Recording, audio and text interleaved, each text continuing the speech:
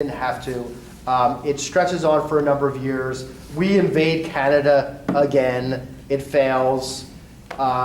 We did manage to defeat the forces of Tecumseh. He had allied with the British. And so William Henry Harrison, who was the governor of Indiana at the time, he led forces at the Battle of the Thames. That was part of 1812. That's part of the War of 1812, yeah. There had been a previous battle in 1811 where Tenskwatawa was defeated, but now this was an official battle against Tecumseh. I think it was 1814 this happened. And basically, we burnt down the capital of British Canada, York. In retaliation, they invade, they burn down Washington, D.C. Native Americans fight on both sides. In the South, a general named Andrew Jackson defeats the Creek at the Battle of Horseshoe Bend and forces them to sign a treaty giving up hundreds of thousands of acres of land. Meanwhile, a treaty is being forged. He defeated the Creek.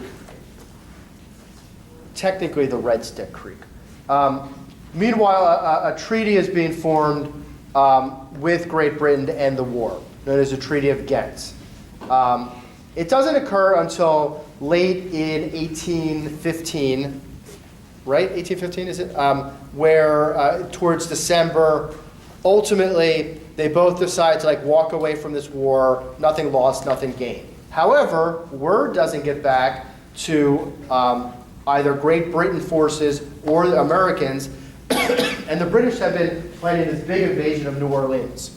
It's our biggest city in the South. It's the gateway to the Mississippi. If they can control trade on the Mississippi, that's going to cripple us. So Jackson has been fortifying New Orleans against this invasion. It goes terribly for the British. They lose many, many, many men. Jackson only loses about a dozen. It's a great victory for the United States, even if it was a meaningless victory, because the war technically was already over. But it made us have this swelling of national pride. Jackson emerges as a war hero. We fought off the invasion of the largest, most powerful navy in the earth. And America enters what's known as the era of good feeling. So President Monroe takes over, and now you have this era of expansion. We've defeated the Shawnee Confederacy. We move into the Ohio River Valley.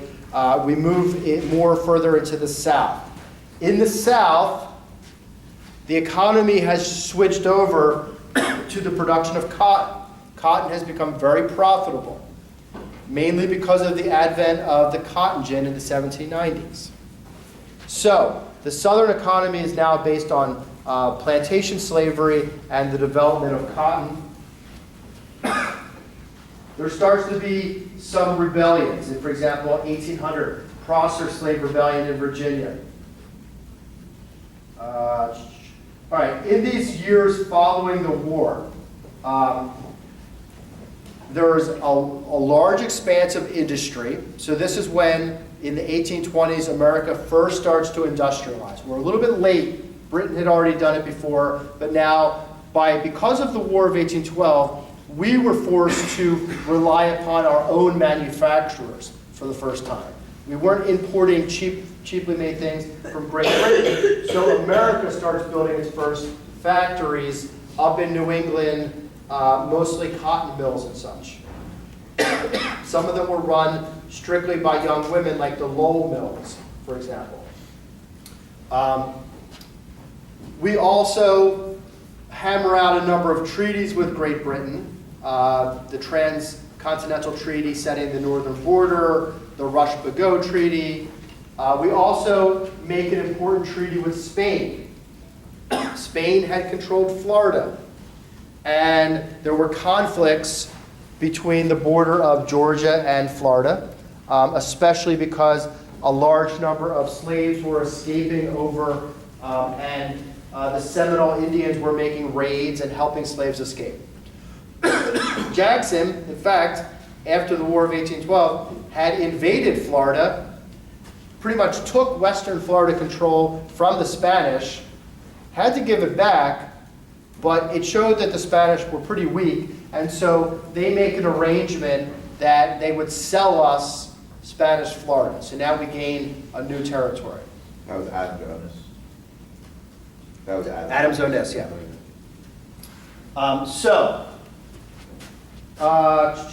What's going on here? This era of good feelings involves a lot of economic expansion. We started building a lot of turnpikes between cities, which were pay-toll roads, built a lot of canals. The Erie Canal was developed, and this is basically going to link the Hudson with the Great Lakes so that we could basically bring food and other things that were being harvested in these Midwestern areas over now to down to the riverways, to the cities, and then out to sell to Europe.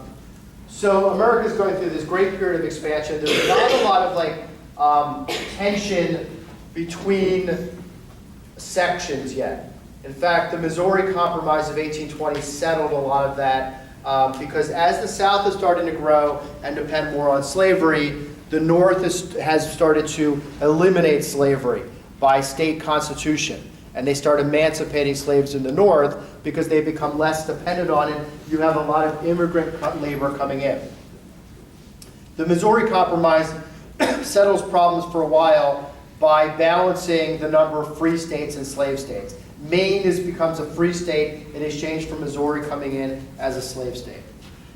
However, it was sort of just a temporary Band-Aid on a big emerging problem. So, in the 1820s and 1830s, people were finally starting to really awaken themselves up to the crisis of slavery. The first group that forms is the American Colonization Society. Now, there had been previous Quakers that were against slavery and called for emancipation, but no one really knew what to do with the slaves.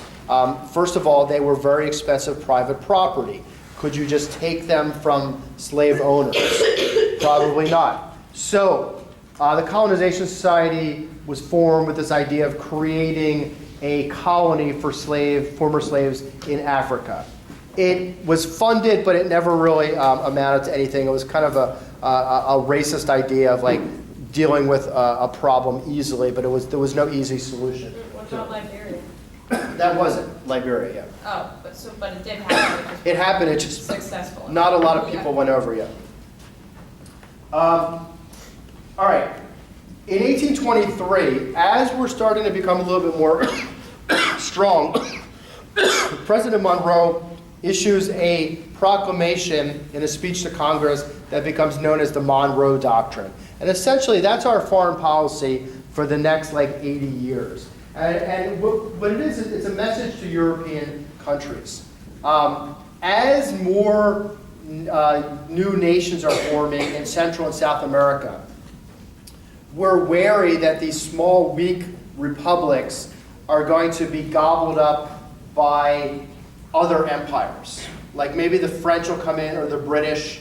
And this is going to lead to further wars for imperialism in Latin America. And we don't want that to happen. So we issued this strong statement that henceforth, basically, the Western Hemisphere is off limits to European colonization. It's a pretty strong statement for a rather weak new country to say. And we also say, we won't get involved in European politics either. In reality, it was Great Britain that really enforced this because the British didn't want France or Spain becoming powerful again, or the Dutch. So they kind of enforced it, and this allowed for the establishment of new independent republics. And it also allowed America to grow pretty much stronger without a lot of foreign interference around us. Okay, so in between the 1790s and 1830s, there was another awakening of religion. Again, this was a Protestant movement. This one started in several different places. One was in these new western states like Kentucky, in these new communities where new new forms towns might be more open to new religious experiences. So there would be these large tent revivals in a part of upstate New York called the Burned Over District. Charles Finney, Charles Grandison Finney, was very successful in converting a lot of people over to these new religions as well. So you have these a new influence of more people are converting to Baptist and Methodist faiths, and those become the largest Protestant faiths in America. But there's all the new religions as well. The Mormon faith forms in upstate New York. You have these new religious movements like the Shakers emerging as well. And sometimes you have this movement to form these utopian communities in the 1820s through 1840s. Some of them were secular communities that followed the ideas of transcendentalism. Some of them were more religiously oriented. Some of them, like Oneida, were just out there where everybody was sleeping with each other. Some of them, no one was sleeping with each other, like the Shakers. And so basically, some see this as like a reaction against the Industrial Revolution and the growth of the cities. Some see it as a religious, spurred off by the religious movement. But another big impact of the Second Great Awakening was this idea of reforming society. Because the Second Great Awakening was about individually becoming born again and having a reformation over your own soul, and that you could earn your way essentially into heaven by being devout. Whereas the First Great Awakening was still very much tied in with Calvinist ideas that God kind of controlled all of that and you never really had a say. Now it's more of like a personal sense of salvation, like you know when you've been born again and you're dedicating your life to it. And so this idea that you could reform yourself ekes its way into society, and that you could reform society as well. So you have the creation of the abolition movement at this time. You have the temperance movement forming. You have prison reform. Who's famous for that? Dorothea Dix. Asylum reform.